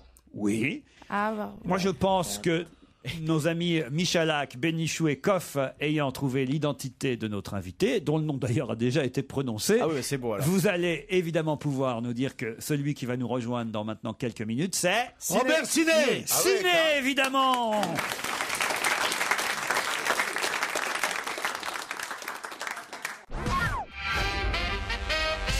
Ciné est notre invité à l'occasion de la sortie du documentaire Mourir plutôt crever, réalisé par la documentariste Stéphane Mercurio. C'est une femme, même si elle s'appelle Stéphane. J'ai entendu quelques erreurs parfois sur les radios ce matin parce qu'on pense très vite que c'est un homme. Mais non, c'est une femme, Stéphane Mercurio, qui a réalisé ce documentaire Mourir plutôt crever. Ciné se cachait dans la loge et à un moment donné, on lui a demandé la question, vous étiez plutôt côté Philippe Val ou côté Ciné? Il a répondu, j'étais plutôt côté Ciné puisque c'était Ciné, évidemment. il les a bien eu, hein. C'est ce qui vous a mis sur une mauvaise piste. Pierre Bénichou a dit, c'est Robert Ciné. Et moi, je vous ai toujours connu sous le nom de Maurice Ciné. Alors, c'est Maurice, mais comme on m'appelle Bob, les gens Ah oui, comme pensent que tout c'est le monde Robert. m'appelle Bob, on croit que c'est... Mais pourquoi, j'ai cru que c'était Robert. Pourquoi on vous appelle Bob alors que vous appelez Maurice? Parce que ma mère a décidé que Bob était plus joli que Maurice. Et Maurice, elle m'avait baptisé Maurice du nom du toubib qui l'a accouché. Comme j'étais malvenu et que j'étais pas le fils de mon père, enfin de son mari, elle a dit mais pourquoi je me suis laissé aller à l'appeler Maurice, c'est moche. Donc elle m'a appelé Bobby et puis c'est devenu Bob. Parce que Bobby, ça faisait un peu comme chien. À 14 ans, j'ai raccourci. Ah oui, ça commençait bien, quoi. Parce que votre maman a épousé votre père naturel. Bien après, ouais. Bien après, pour un deuxième mariage. Père naturel qui, lui, est allé en prison, alors, pour le coup. Ouais, au bagne, même. D'où le premier indice, Johnny Hallyday, les portes du pénitencier. Il est allé au bagne, pourquoi? Il avait frappé un peu un officier, un peu durement. Même, il en a cassé sa pipe. Mais il a été condamné à 5 ans seulement parce que c'était non volontaire, en fait. Il avait tapé un peu fort, mais sans intention de donner la mort. Le deuxième indice musical, c'était celui-là. C'était une pauvre orpheline qui par suite d'un grand chagrin, c'est un gars fréquent, est-il, devant du sexe masculin.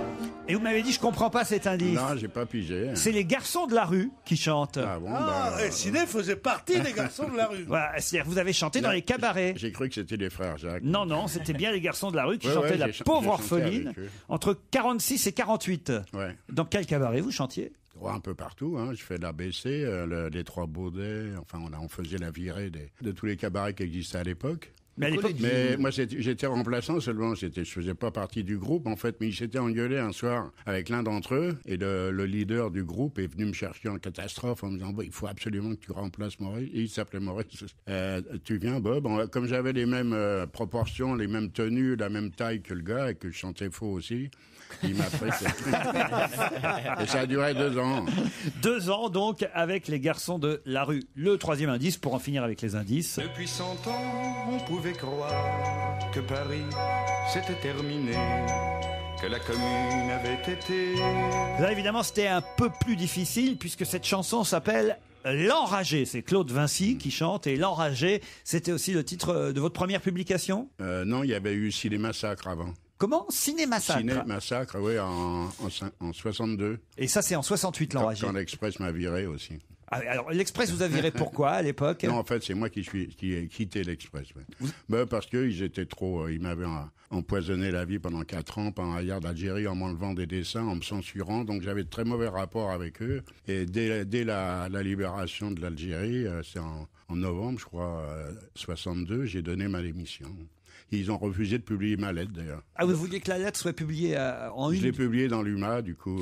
Ce qui n'est pas tout à fait la même chose. Vous avez répondu que vous étiez dans les manifs hier, c'est vrai? Oui, c'est bien sûr. À chaque manif, ça j'y... Puis j'y serai dans la prochaine. Et vous avez compté à peu près combien de manifestants hier? Ah oui, c'est toujours la bonne blague. Moi, je suis à 6 millions, mais bon.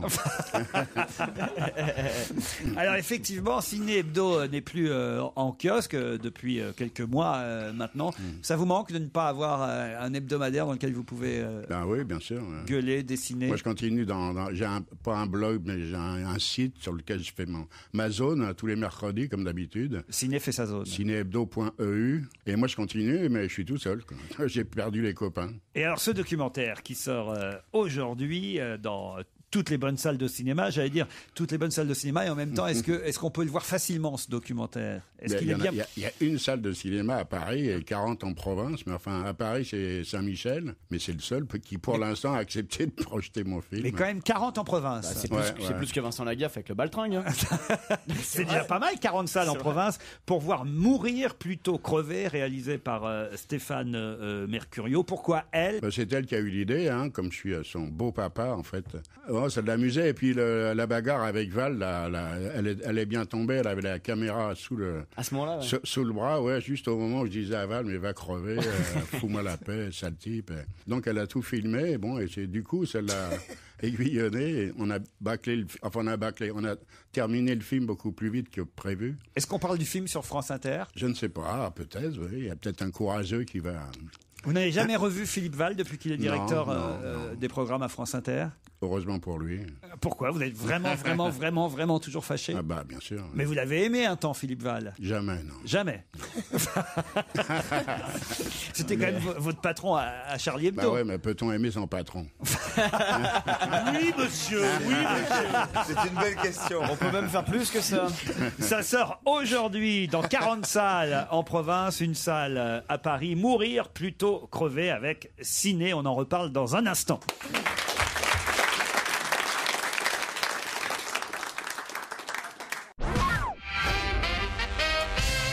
Sur l'affiche de Mourir plutôt crevé, puisque Ciné est toujours notre invité jusqu'à 18h. On peut y voir évidemment un dessin de Ciné, mais aussi les noms d'Isabelle Alonso, de Guy Bedos, de Benoît Delépine. Tout ça, c'est pas très surprenant parce qu'évidemment, ce sont les signatures du dernier Ciné Hebdo, mais il y a des signatures plus étonnantes. Jean-Yann, par exemple. Alors, pourquoi Jean-Yann à l'affiche de ce documentaire? Mais parce qu'en fouillant dans les archives de l'INRA, ma fille a découvert c'était une émission qui avait été tournée à l'époque de télévision tout au début, et Jean-Yann m'avait écrit une chanson et on l'entend chanter un couplet accompagné à l'orgue de Barbarie, et ça a amusé ma fille et comme il disait déjà que j'étais un sale type mal élevé et qui crachait surtout, elle était contente de montrer que j'avais pas changé beaucoup en 60 ans, quoi. C'est quoi la chanson Ave Maria, non? Ouais, presque. Enfin non, c'est je sais plus, c'est la complainte de l'Afro-Ciné. Ah non, c'est très beau, mais il y a 10 couplets, là on n'en entend qu'un, mais c'est assez marrant, il avait bien bossé. Dans le dossier de presse, notre ami Philippe Geluc, qui lui aussi a participé à l'aventure toute récente de Ciné Hebdo, Philippe fait un dessin où on voit le chat qui dit « Ciné, voilà un mec qui durant toute sa vie aura bien semé la merde ». Et c'est vous évidemment qui dessine et qui regrette de ne pas en avoir étendu 10 fois plus pour éviter qu'elle repousse. C'est ce que vous pensez, ce qu'il vous fait dire, Geluc? Oui, enfin bon, c'est un caricature. Moi, je n'aime pas la merde. En fait, celle que je reçois, je la rebalance. Mais moi, j'en crée pas. Moi, je crois plutôt aux fleurs, aux chats, aux petites fleurs bleues. Mais comme il y a un tas de gens qui me pourrissent la vie, je leur crache dessus, quoi. Pour revenir sur l'affaire Ciné Val et donc l'affaire Jean Sarkozy, puisqu'au départ tout part de là, est-ce qu'aujourd'hui vous regrettez, même si évidemment on peut comprendre que vous ne cherchiez pas à faire preuve, le mot est fort, mais en tout cas à faire acte d'antisémitisme par la phrase que vous aviez écrite dans Charlie, puisque c'était dans Charlie à ce moment-là, est-ce que quand même vous regrettez pas d'avoir été maladroit? Non, pas du tout. Pas du tout. Moi, j'ai recopié scrupuleusement la phrase du directeur de la Ligue l'ICRA, mais vraiment à la virgule près. Donc lui aussi m'aurait mérité un procès au cul. Simplement de faire remarquer que la fille de Darty était juive, parce que Jean Sarkozy, j'oublie son nom, avait dit « je vais me convertir pour pouvoir l'épouser ». Et j'avais trouvé ça dégueulasse et arriviste, quoi. Mais il aurait épousé la fille d'un nabab algérien ou qui se convertisse à la religion musulmane, j'aurais chié dessus pareil. Bien sûr, c'est scandaleux. C'est le fait qu'elle soit juive, vraiment, je vois pas ce que ça vient foutre avec l'antisémitisme. Ou un protestant qui soit devenu catholique, ça aurait été pareil pour vous. Oui, ou un hindou, ou je sais pas, n'importe quelle religion est à traîner dans la boue. Sauf que ça vous a fait provoquer des ennemis, cette phrase. Oui, bien sûr, mais je les avais déjà. Non, Pierre. Non. Tous ceux qui ont été choqués par cette phrase n'étaient pas tes ennemis. Moi, j'ai été très choqué par cette phrase. J'ai refusé de prendre parti, alors qu'on me demandait des choses par amitié pour toi, en me disant que je ne sais pas ce qu'il a pris, parce que toutes les religions sont à chier, d'accord, toutes les religions, c'est vrai que d'assimiler le juif et l'argent et le machin, c'est pas critiquer une religion, c'est tomber dans le manifestation la plus basse et la plus dangereuse d'antisémitisme. Voilà ce que j'ai pensé. J'ai dit, mais comme c'est mon ami, comme je connais sa vie, comme je sais que c'est un antiraciste primaire, comme moi, et qu'il peut pas être antisémite, je comprends pas ce qui s'est passé, mais j'approuve absolument pas. Voilà. Non, mais ça ne m'étonne pas, je veux dire, on s'est déjà accroché plusieurs fois. Non, mais je veux dire, c'est vrai. C'est vrai que c'est vrai que t'aimes bien. Noir, peut pas après je sais que t'aimes bien, pour choquer, jouer même les antisémites. Et je comprends pourquoi pas. Je comprends très bien que pour choquer, on fasse n'importe quoi. Je pense que là, d'abord, c'était pas dit. Parce que tu l'as dit souvent devant moi, souviens-toi, j'ai même sauvé la vie devant des mecs qui voulaient te tuer parce que tu avais dit des trucs comme ça. Mais je trouve que l'avoir écrit, persisté, signé et recommencé à dire c'est pas plus antisémite que le patron de la LICRA, je trouve ça, avec toute l'affection que j'ai pour toi, je trouve ça pas bien. Voilà. Mais on part commencer là-dessus. Voilà. Sauf qu'évidemment, c'est aussi au cœur du documentaire qui sort aujourd'hui. Et évidemment, l'affaire n'est pas évitée, puisque c'est quand même la grosse actualité de ces derniers mois concernant Charlie Hebdo et Ciné Hebdo. Mon ami Pierre Bénichou réagit comme BHL. C'est triste. C'est dommage. Bon, moi, je ne dis pas que tu écris comme Jean-Hérol Paqui, mais enfin, peu importe. On savait avec ses BHL. Il avait de l'humour. Vous avez dû passer des bonnes soirées tous les deux. Moi, on a failli se battre. Ah ouais, non, mais c'est pour ça que je dis ça. Là, je me suis battu pour toi. Ouais. Parce qu'il tenait des propos épouvantables. Les gens voulaient lui casser la gueule, machin comme ça. Il était quelle heure, là, à peu près? Il traitait d'anti-français. C'est pas traité d'anti-français qu'il est con. Mais non, il voulait, moi, je me souviens de lui avoir sauvé la vie avec Carlos. Parce qu'un jour, quand on était tous les deux assis dans un bistrot, Carlos est arrivé. Le terroriste ou le chanteur? Carlos, le chanteur, est arrivé. Et il a dit, oh, salut, comment ça va, Bob? Ça va bien, Pierre? Ça va, Bob? Il dit, je ne serre pas la main aux assassins d'Ella Fitzgerald. Alors il a dit, pourquoi tu me dis ça? Il dit, parce que tu as tué Ella Fitzgerald.